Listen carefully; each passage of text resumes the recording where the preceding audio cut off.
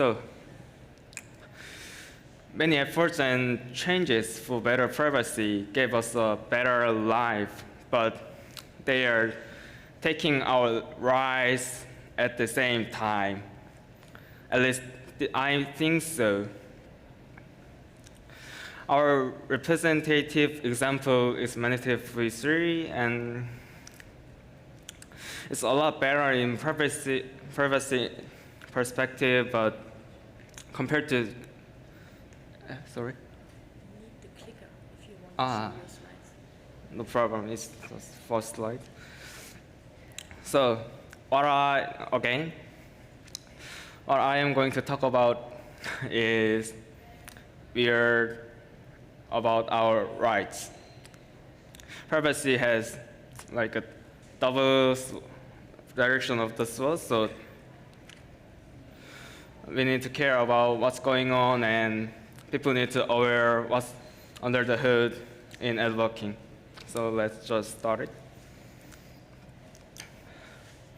I'm going to start with the current filtering methods.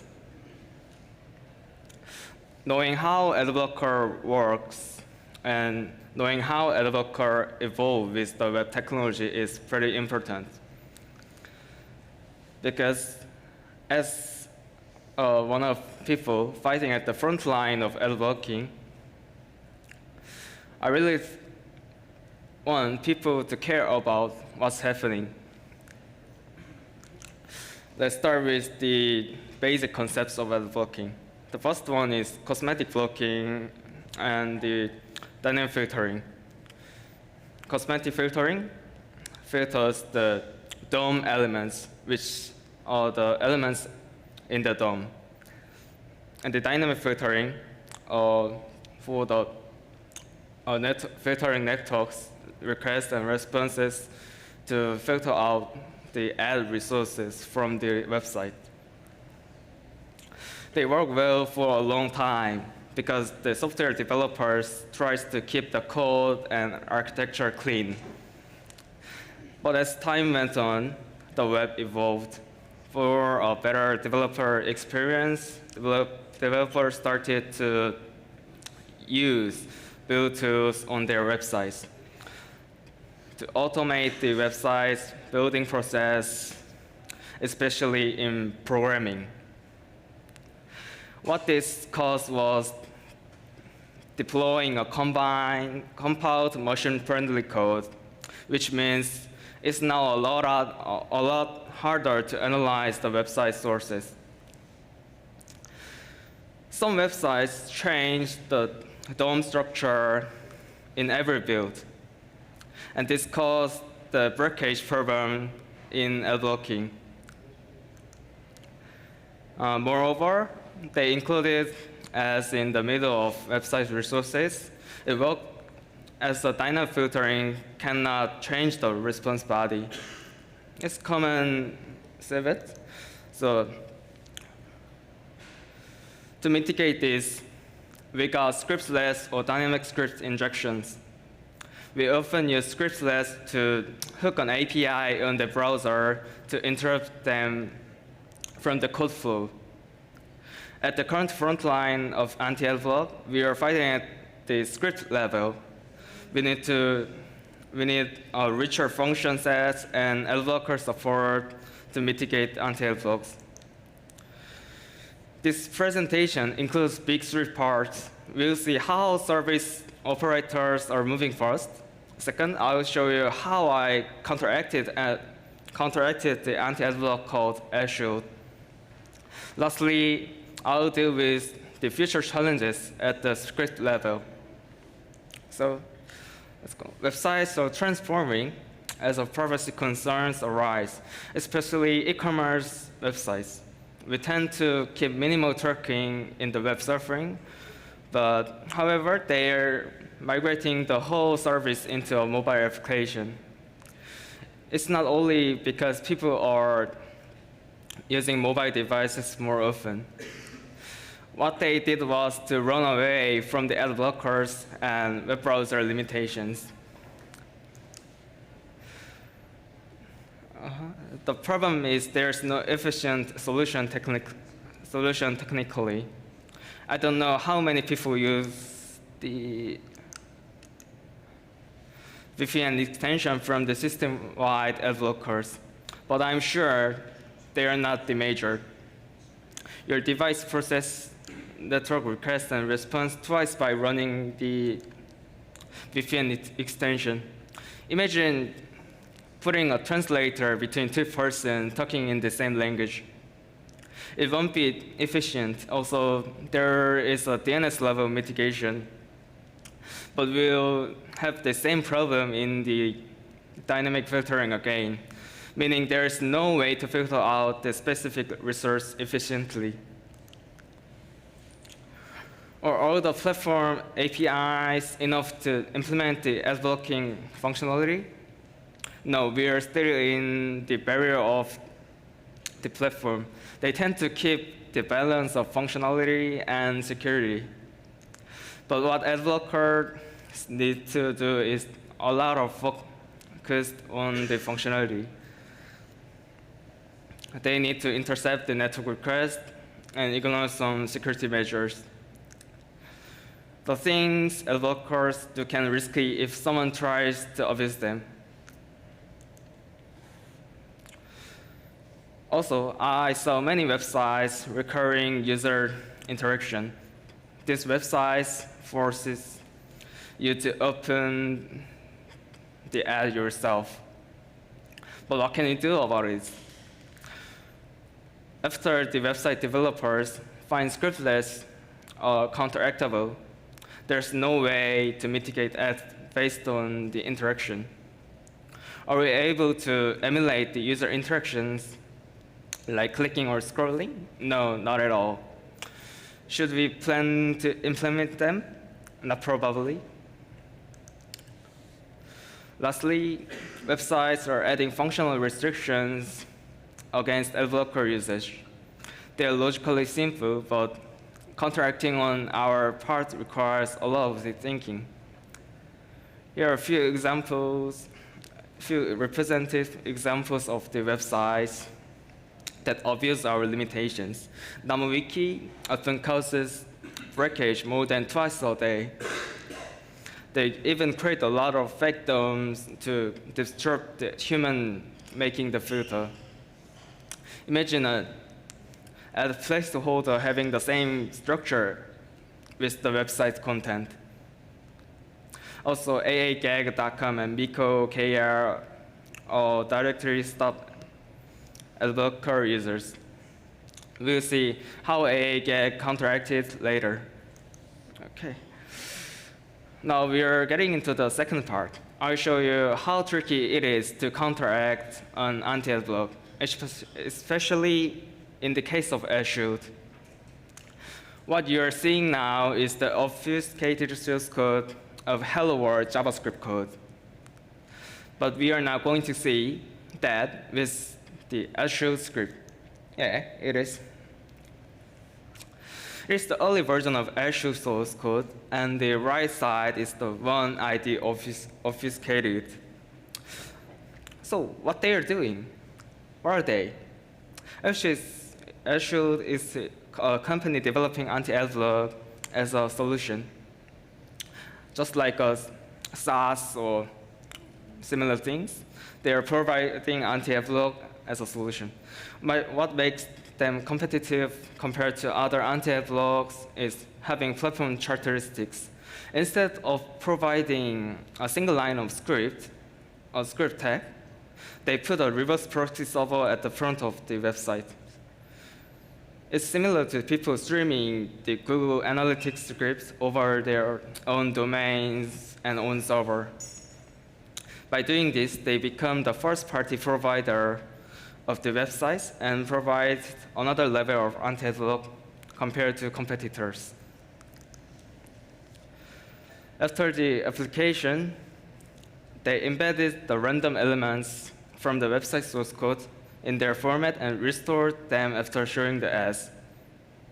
Now, awesome I am at the time, I tried to reverse engineer the AdShield and find out how AdShield works. Let's start by seeing how compiled JavaScript sources are processed. There are many tools used to develop and distribute the JavaScript source code. Compilers transform the superset language of JavaScript into pure JavaScript, and the mangler and bundler remove the unused parts from the source code and restructure to be efficient. After all of this processing, the code cannot be human-friendly. However, what makes JavaScript special is the input and output are in the same format. We can use the same tools to transform the compiled code into human-readable.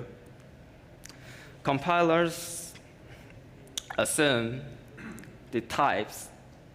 Manglers remove the useless parts from the code. And bundler tries to do tree shaking again on the compiled code. We can get the code to have the same function signature by processing the same procedure again. From now on, most JavaScript developers can assume what function they are and see the logic, how it's going. We can get the code to have the same function signature. Oh, okay, I already read it. Also, static obfuscation on the code usually doesn't hide the code flow. It can obfuscate the single function calls, but not the entire code flow. In AdShield, they use a lot of try-catch statements inside. But can static obfuscator optimize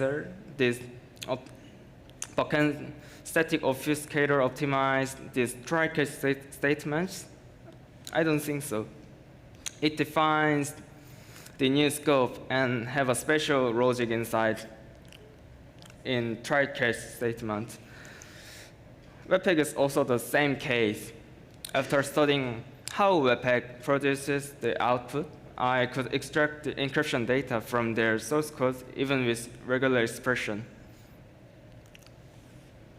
Now, the adaptation process to the user script. First, I prevent almost every API interactions with the website from the AdShield source, such as removing or adding DOM elements to sending a network request by XHR or fetch. User scripts automatically falls back into the live server of AdShield and tries to find the keys again if there's no valid keys found in the cached version. After doing this work, I wrote a blog post about why AdShield won't succeed. It's pretty funny to see they're accepting my feedbacks on my blog post. After a few days, they came up with another architecture. They now have another external script over the server that loads the default scripts to decrypt the embedded key. I expect they try to prevent debugging on the mock script via coarse rules. However, I could see a lot of frustrating materials in the source code after passing the initial check. From the bunch of buffer APIs to unknown sequences of the numbers. There were only numbers, seriously. But by assuming and searching the keywords used in the script on Google and observing the object prototypes, I could find that the prototype was there. The prototype of protobuf. I believe this procedure includes a ton of experience. Most filter maintainers know how to code in JavaScript. However, I want to make things easier, not only for the primary filter maintainers, but also for everyone. I know how to make a tool to automate this procedure efficiently, And I know this tool will improve the general accessibility to the anti-adblock measures for the public. So the next challenging project would be making a generic JavaScript deobfuscator. Hopefully, TypeScript offers its own AST or abstract syntax tree representing the structure of the code itself. I assume this tool can be used widely for source code deobfuscation from the calculating the static values to function signature simplification. I plan to open the project after making a prototype version. Like unwrapping proxy values, or find and remove meaningless loops, find and remove meaningless, it's duplicate there. So basically, it's obfuscating the source code. If you're interested in AdShield in way deeper, you can see the source code on the AdShield diffuser repository. It's on there, and it's free to use anyway. Okay, lastly, I'm going to state how optimistic dynamic script injection is. Recently, the front end started to accept the computer science from the backend world. It's way better than just spreading functions on the global scope. However, I need to claim that these changes are making the API hooking worse and worse, and as we need to get into that context. And sometimes, this is not even possible at all. Also, the limited scriptlet arguments are the perfect point for anti-adblock providers to abuse. For example, eyeo.com checks the value in strings instead of a boolean to determine if a user is using an ad blocker. Eventually, this even led to the ad blocker update. In Manifest v3, the entire script injection got worse. People found some unofficial ways to inject the scripts and communicate with the injected script. However, it makes injecting the script at the first moment impossible. Everything around ad blocking is making barriers in every forms. We are being closed by being integrated with platforms and platform likes. With ad blockers and user scripts without thinking so much. It should be fine, but we need to know barriers are appearing around us at least. It's not wired, even we lose the controls on anti-adblocks today. Oh, thank you.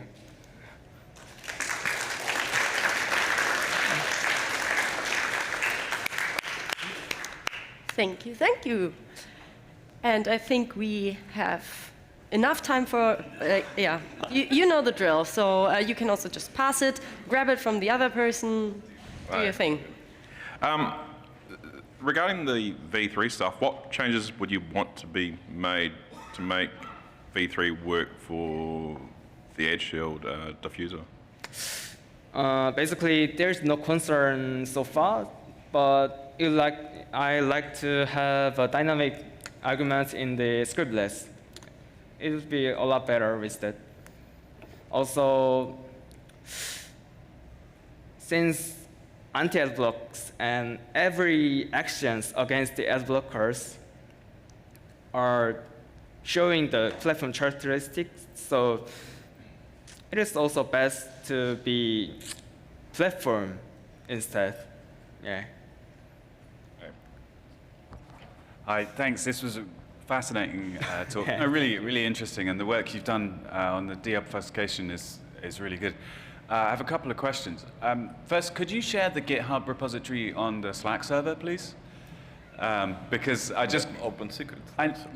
No, the ad filtering, the Summit Slack server. That's a secret channel? There's a secret. There's another one. But I was curious, how long did this research take you? Like, It took like 3 or 7 days really? at the initial time, but I get used to it and could reduce into 2 hours or 3 hours. Like I mean, from learning about AdShield and reverse engineering, you know, It how- doesn't take so much because their code flow are simple enough. They just ran the JavaScript obfuscator on it, so it's not that big problem. Okay. All right. Thank you. That's it. Yeah, awesome talk. I'm curious if you have any perspective on what might be useful for browser vendors to add that might be helpful for debugging these kind of things, because I personally have spent a lot of time staring at obfuscated JavaScript. And Yeah, it's not a fun I time. agree. It's not funny thing. Yeah. So do you have any ideas on what browser vendors might be able to do to help make that better? Not yet. I think there are tools like Grida or IDA. I don't know how people call that tools, but browsers are enough with dev tools for now. Have you used Frida or IDA for JavaScript? JavaScript? Yeah. Oh, I cool. use it. Interesting. I didn't even know you could do that, but Just to track the function signatures and return values. It's more efficient than browser dev tools. makes sense. Cool. Thank you. Of course. Hi. Hi. Great talk. Are you afraid that AdShield will watch this talk and change everything? No problem. I already wrote about it in my blog post. They already accept my feedbacks on their scripts. So maybe I am contributing to them in some aspects. Yeah, it's fine. Yeah. Anything else from anybody? Thank you then. Okay, then thank you.